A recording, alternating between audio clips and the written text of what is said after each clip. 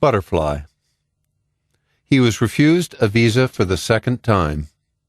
This made no sense. He had completed the forms with utmost care this time. When he applied for the visa the first time, he was truthful because he didn't know any better. He was under the impression that the moment you submitted the completed application forms, you'd be issued a visa on a silver platter. But in his case, something had gone wrong. To the question, "What is the purpose of your visit?" he had responded, "To look at butterflies." That's perhaps where the trouble lay. The officials who examined his application were annoyed at first, then they thought him crazy, and finally they decided to treat the whole thing as a big joke and refused him a visa. When he applied a second time, 10 years later, he avoided the word butterfly like the plague. Instead, he said he was going on a holiday and would also drop in at his nephew's place. At the interview, he answered the official on the other side of the glass-paneled cubicle with due deference. He also submitted photocopies of his bank statement. Of course, he had to borrow money to inflate his account, and the title deeds of his house. The heartless officials rejected his application again. Some of his friends thought that his colleague, Chitrasenan, who taught mathematics in the B division, may have had a hand in the matter. Chitrasenan was notorious for writing anonymous petitions. Although they were sure Chitrasenan was the culprit, they couldn't readily provide a reason why he might do something like this to Konaswaran. They urged Konaswaran to appeal the decision of the consulate, but he refused. He was by nature timid, and he didn't want to get into the bad books of the officials at the embassy. He preferred to be patient. Konaswaran had forgotten about that computer in the American embassy. The information he had given in his first application was safely stored somewhere in it. The computer, like a matchmaking astrologer, compared the information given in the second application with that of the first, and reported back that there was a discrepancy. Although thwarted for the second time, he was determined to apply again. This time he did not hide his real intention. He wanted to study a rare breed of butterfly that had been seen only in the United States. He submitted the research articles he had written over the years, along with letters from an American professor. This time the officials relented. Who else would persist in applying for a visa over a period of 20 years, unless he was genuinely interested in the subject? Konaswaran's real job was teaching advanced mathematics. His students fondly called him Cos Theta. He had 30 students in his class, all geniuses. They would listen to his lectures with rapt attention. Whether they understood him or not was a well-kept secret. The previous day he had delivered a lecture on the mathematical functions of cos, sine, and tan. When he questioned them the next day, they stared at him, their faces blank. He repeated the lesson, and then went on to explain the intricacies of the functions. The lesson was halfway through when an amazing incident took place. A butterfly of rare beauty, of a color the like of which he had never seen before, flew directly into his classroom. It was like a child breaking free from the loving embrace of its mother to perform a magical dance before fluttering away through the window. Konaswaran staggered out like a man walking in his sleep, a piece of chalk in one hand and a duster in the other. He did not return to class that day. The lesson on cos theta was left unfinished. The rumor about this incident spread throughout the school. The principal asked for an explanation. He was a very strict man, and everyone feared the outcome. Konaswaran was not intimidated. Instead, he not only described to him the beauty of the butterfly, but also asked him for 2 days' leave to capture it. From that day onward, the principal's respect for Konaswaran doubled. This was how plain old Konaswaran became Cos Theta Konaswaran. When he was a child, his mother used to show him butterflies while she fed him. At the age of 3, he started chasing and playing with them. By 8, he had learnt to catch and mount them. By 20, he had a collection of over 1,000 butterflies, preserved and classified scientifically. Conaswaran was much respected in his village. Though not exactly handsome, he was of passable looks. He was a man of good character, and a number of local notables were after him, determined to make him their son-in-law. His most obvious flaw was his obsession with butterflies. Yamini's father was quite well off. He was a great lover of classical literature in Tamil, and, as if to prove this, he had named his daughter Yamini, the one born at night.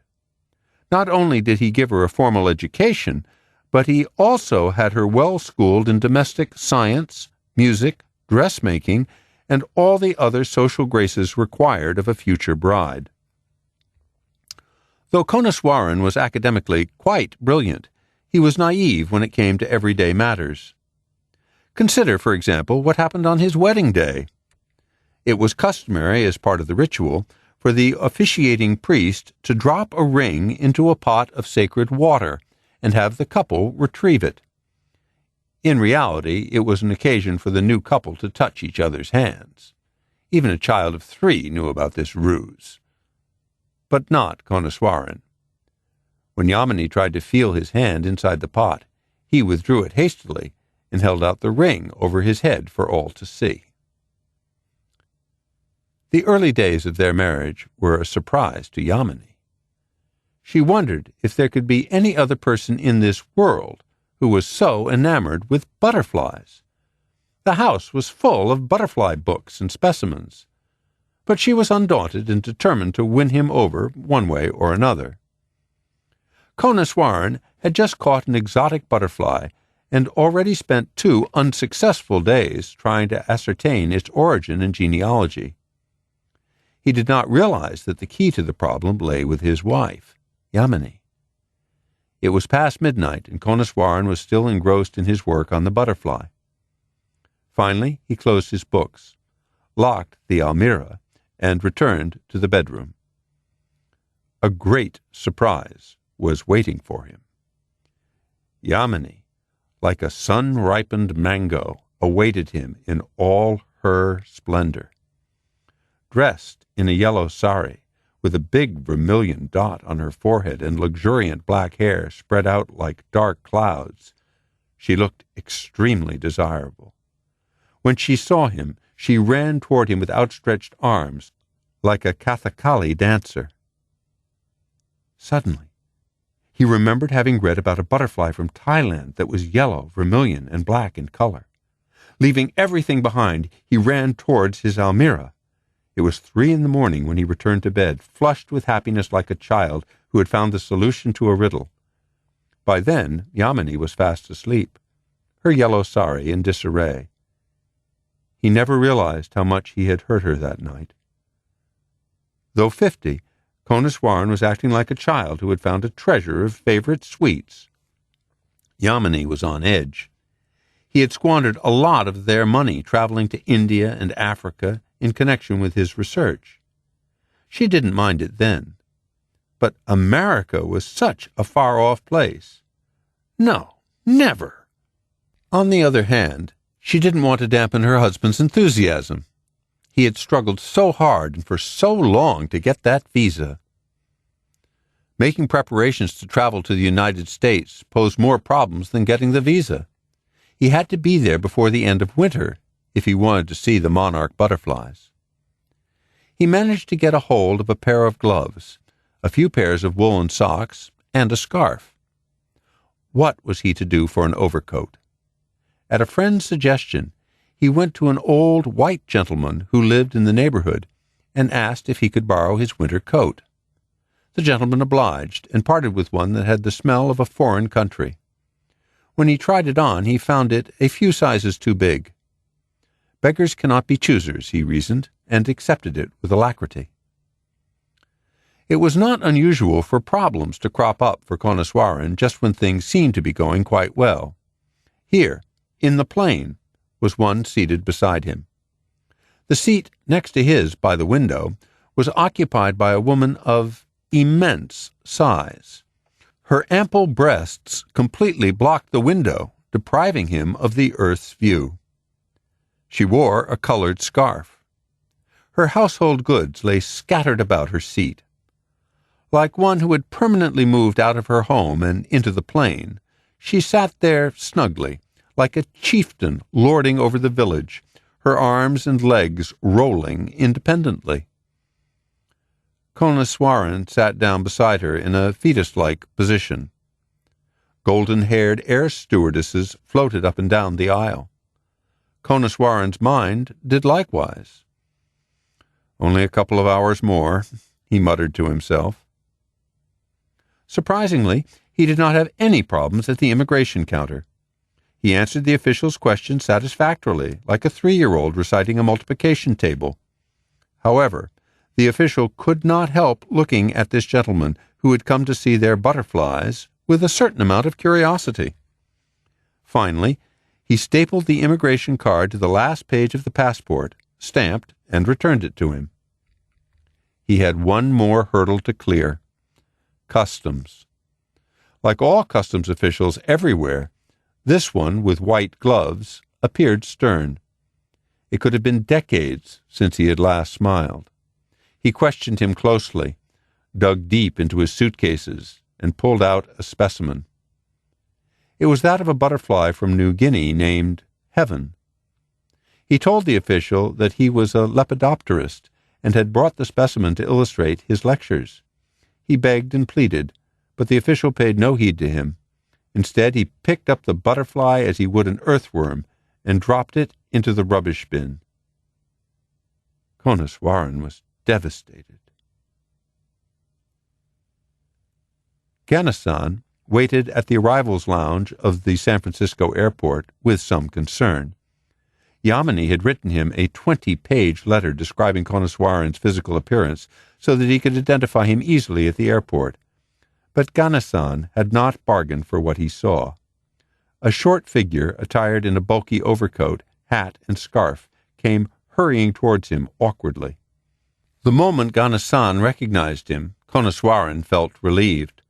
Although he had traveled non-stop for 20 hours, he looked fresh and sprightly. He was happy because he was soon going to see one of the most wondrous sights of the world: monarch butterflies, all gathered in one place. As Ganesan was searching for the place where he had parked the car in the large underground parking lot, Conaswaran started telling him about the monarch butterfly. "Thambi, these monarch butterflies travel 3,000 kilometers from Alaska to California. They spend the winter in California, feeding on the leaves of the milkweed trees. At the beginning of spring, they fly back to Alaska, another 3,000 kilometers. There they raise their families, and at the end of autumn, they begin their annual migration again to California. This is repeated year in, year out, with clockwork precision. Don't you think it is remarkable? Can you believe some of them return to the same tree, the same branch, after a 3,000-kilometer journey? Whereas we sometimes forget where we parked the car a few minutes ago." Ganesan looked at this strange man with awe. Who travels 10,000 miles just to see a butterfly? He must be either a crackpot or a genius. The next day they motored 60 miles south to the Natural Bridges State Park Butterfly Sanctuary. The 6,000-odd butterflies he had collected over the years paled in comparison to a single monarch butterfly. This species was clearly lord and monarch of all the butterflies of the world. When he looked up, he could see nothing at first, just trees. But then he realized that the trees swarmed with countless red and black monarch butterflies. Who would have imagined so many of them in one place? A shudder ran through his entire frame. He was completely overwhelmed, and his eyes brimmed with tears. He sat there gazing at them, lost in their beauty. He called Ganesan over and held his hands. Ganesan gently walked him to a wooden bench and sat him there. A couple of passers-by stared at them with interest. Ganesan felt uneasy. Conaswaran was panting. "Thambi, this is a holy place. It is blasphemy for us even to be standing here in our shoes. We should remove them. I traveled 10,000 miles for this spectacle. What a wondrous sight! Are you aware of the shame, indignities, and hardships I went through to see these magnificent creatures? I am prepared to go through all of that again, he said, almost sobbing. Uncle, wait a minute. I'll get you a Coke. Ghana-san went off to buy one. He continued speaking, oblivious to the fact that Ghana-san had left. The troubles I went through to get this visa, the taunts I endured, the number of years I had to wait. But these butterflies fly all the way from Alaska to California. No one demands a visa of them. Shouldn't man have the freedom these butterflies enjoy? Who issued a visa to Columbus or Vasco da Gama? Did they endure the hardships of their voyages to open up the world for us, only for it to be closed again so many years later by all these rules and regulations? How cruel it is to demand a visa from those who simply want to see the splendors of nature. The Himalayas, the Sahara, the Niagara Falls, and the Amazon jungle are nature's gifts to the human being. To deny man a visit to these wonders is a crime against humanity. As he sat there, looking at the butterflies, lost in their beauty, a most wonderful thing happened. A butterfly from one of the topmost trees dropped suddenly, fluttered towards him, planted a kiss on his left eyebrow, and vanished. Konaswaran was in ecstasy. Oh, what a soft caress! It came looking for me alone, and kissed me. Ayo, did this proud creature come in search of me? Ghana-san approached him with a can of Coke and found him in a state of extreme bliss, his clothes drenched in sweat despite the cold. Konaswaran took a mouthful of the drink. Then, turning to his nephew, he said, Thambi, you need a visa to travel to the 180-odd nations, but there is one place where you don't need one to enter. He pointed upwards. Ghana-san looked at him without replying. Though it was only around 4 in the evening, darkness soon set in. As it was winter, the sun appeared to be in a hurry to go. Konaswaran, too, woke up from his trance and prepared to leave. Uncle, shall we return? You've come all the way to see these butterflies. Are you going to return empty-handed without acquiring even one butterfly for your collection? Asked Ghana-san. Konaswaran replied after some deliberation. Thambi, I have a collection of almost all kinds of butterflies to be found in this world. This is their lord and sovereign, their monarch. How can I catch it? Can I do that in this holy place? It would be an act of sacrilege. No, my collection will be complete without these monarchs. They must be left alone and free. He got up to his feet unsteadily. Konaswaran was reluctant, but Ghana-san gently guided him to his car and helped him in. As he was getting in, he was reminded of Saint Nandanar. Konaswaran wondered how Nandanar would have felt after he had passed all the hurdles and finally stood in the presence of the Lord in the temple. Again, he shuddered. The car sped along the highway. Konaswaran remembered that he hadn't slept for 3 days. The seat belt across his body held him tightly. He slept like a newborn baby.